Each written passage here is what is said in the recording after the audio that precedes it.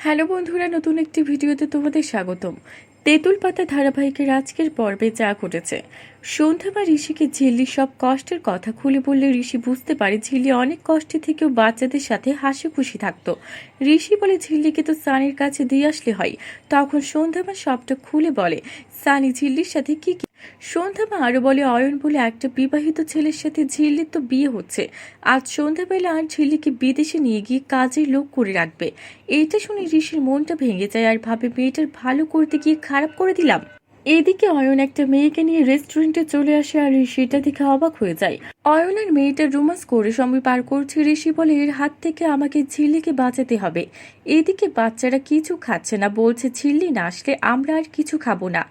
ঋষি সন্ধ্যামাকে phone করে বলে ঝিল্লিকে ফোনটা দিন, না আমি একটু কথা বলবো। এদিকে ঋত্বিকা সবটা শুনে বলে ঝিল্লি কিছু একটা করার আগে আমাকে সবটা করে ফেলতে হবে। ঝিল্লি ফোনটা ধরে কোনো কথা বলে না। ঋষি নিজের ভুল বুঝতে পেরে ক্ষমা চেয়ে নেয়। ঝিল্লিকে খাবার দিলে সেটা ছুঁড়ে ফেলে দিলে সেটা গিয়ে পড়ে ঝিল্লির পিঠে, অনেকটা কেটে যায়। অয়নকে ফোন করে ঋত্বিকা বলে বিয়ের জন্য রেডি হতে। ঝিল্লিকে জোর করে বিয়ে করতে গেলে অয়নকে উচিত শিক্ষা দিল ঋষি, আর ঝিল্লিকে সিঁদুর পরিয়ে দিল ঋষি।